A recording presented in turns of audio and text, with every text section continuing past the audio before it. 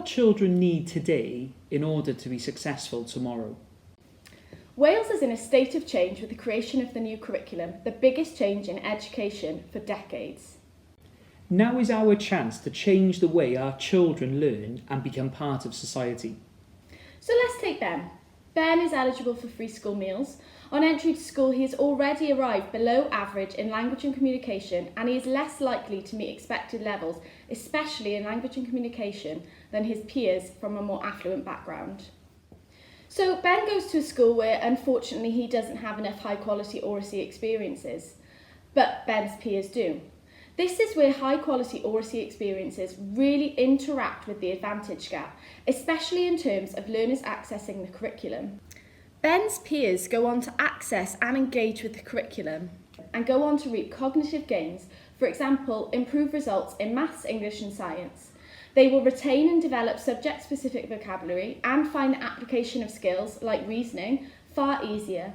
Their attitude towards learning is likely to be improved, as well as their self-esteem and self-confidence. These cognitive, personal and social gains mean that these children will have an increased understanding of social issues and will have an ability to engage with and challenge those social issues. They will have an improved ability to manage differences in others, and Ben will get left behind. Unless... What if I told you everything we want Ben to be could be achieved through podcasting? Podcasting is using a digital device to record audio on a specific topic or area of interest. Where does the term podcasting itself come from? Well, it's a portmanteau that combines iPod with broadcasting. The term originally implied that one must own an iPod to listen to a podcast, but these days, podcasting is not limited to the iPod. Podcasts can be published and shared with a local or global audience. They can be hosted and shared from well-known platforms such as Spotify, Google Podcasts or Apple Podcasts. The beauty of podcasting is the fact that it's on demand. Episodes can be downloaded as and when the consumer desires. However, whilst the idea of reaching a global audience provides an authentic base to the experience, our learners don't have to share the podcast at all. The process of creating, planning, recording and editing is where the true skill development lies. Creating podcasts enables students to reflect on their learning through listening, as well as reconsidering and modifying their ideas during content creation. A huge benefit of podcasting is the low cost involved. The kit can be as simple as an iPad. If you want to go further, you could purchase a USB microphone. This will enhance the quality of the sound and provide an even greater level of authenticity. However, it's not essential. Creating a podcast simply involves recording your voice and converting it into an audio file. If that sounds complicated, it can all be achieved through an app such as GarageBand. Simply record your voice and share the file as a song. Through this process, GarageBand will save your recording as an audio file.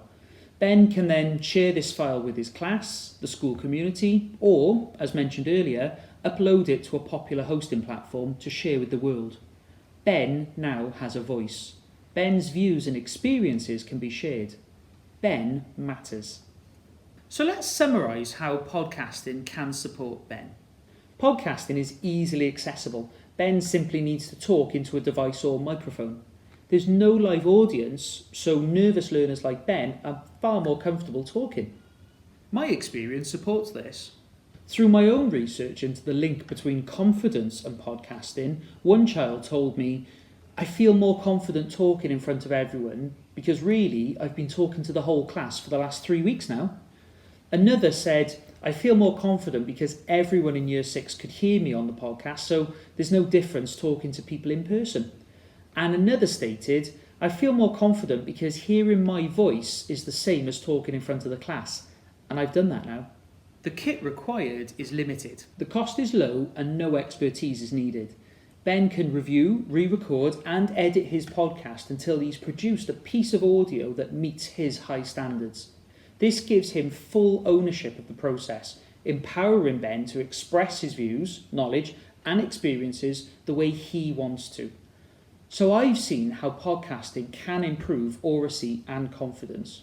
We know that oracy isn't something you do once and is something that needs to be embedded in our daily practice and is a powerful pedagogical tool for learning.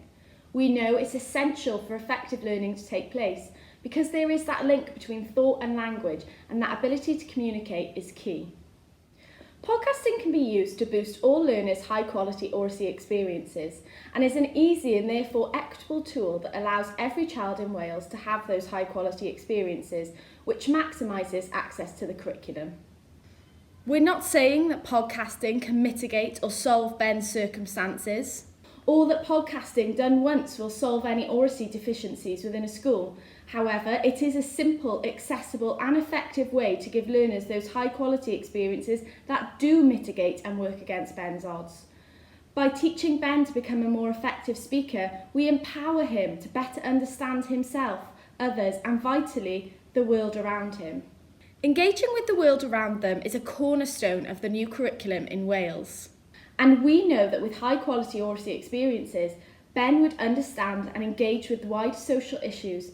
And when we consider podcasting in our Welsh education context, it aids that shared vision and aspiration for every child and young person, and is driven by the four purposes: empowering children and encouraging critical and civic engagement. Good oracy skills are vital not only for learning and academic achievement, but it develops learners' emotional literacy, emotional intelligence and pro-social behaviours. These behaviours are associated with the regulation of negative emotions, their ability to relate to others, sharing and turn-taking. We know that oracy is a powerful skill with far-reaching benefits beyond the classroom, and studies show that not only attainment but well-being and life chances can all be improved through improved speech and language. So Ben's chances tomorrow, when embedded into practice, can be greatly improved with a simple solution: podcasting. So you might be thinking, this sounds great, but how can podcasting be integrated into my curriculum? Well, let's start with our reluctant writers. We know that some of our children have issues with writing, whether they're disengaged, lack confidence, or are low ability writers. If we're not assessing their ability to write, does every piece of work have to be written? Forcing Ben to write a story, knowing he cannot access the task as easily as his peers, does not tell us, as educators, what he's capable of. What have we achieved? We've further disengaged Ben and made him believe that he can't write. But if we gave him the choice and instead Ben could tell us everything he knows, what difference would that make? Ben could tell us everything he knows about that topic and in turn develop his oracy skills, which help deepen his understanding whilst allowing him to further access and engage with the curriculum and helps to close the attainment gap. So is podcasting solely to be used as an intervention for children like Ben?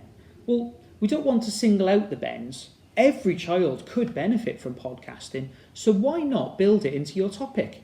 Producing a podcast could be a fantastic way to finish your topic, summarising all the knowledge the learners have gained, the skills they've developed, and the experiences they've had over the previous weeks.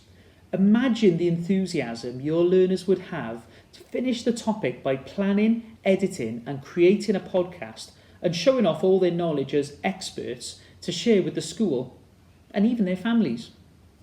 Maybe you don't want to summarise the whole topic. So how about creating a podcast to review a book the class has been reading? Or maybe they could summarise a debate. There exists a world of possibilities. So let's review the podcasting cycle.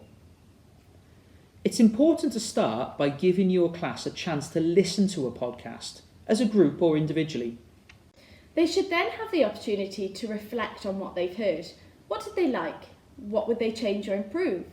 This is where they can start generating ideas for their own podcast. Depending on what they will be podcasting about, this is where you would then finish your topic, read the book, or hold the debate. By this point, learners should be able to write a summary in succinct bullet points.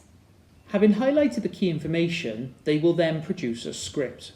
Writing a script could be a barrier to accessibility for some of our learners, so think of this more as a planning stage, focusing on vocabulary and conveying their points. The rehearsal stage that follows provides an ideal opportunity to teach oracy skills we've focused on here, including intonation, expression and volume. Recording the podcast is straightforward, but focus your learners on listening to their recording and re-recording where necessary. The editing stage gives your learners further opportunity to really take ownership of their product, adjusting volume, adding music and sound effects, and putting their stamp on the podcast. As we mentioned, the idea of publishing could be to the rest of the class or to a global audience. Everybody should then be given the chance to listen to their peers' podcasts before the process starts over again, preparing your learners for the next book, topic, or debate. And that is how podcasting can be easily integrated into your curriculum. Oracy is an essential facet that can empower our children, and whilst we're in the midst of the biggest education reform in Wales, now is the perfect time to embrace a new way of closing the oracy gap for learners like Ben, giving them a greater chance of being successful tomorrow. So for all the Bens out there, can you afford not to?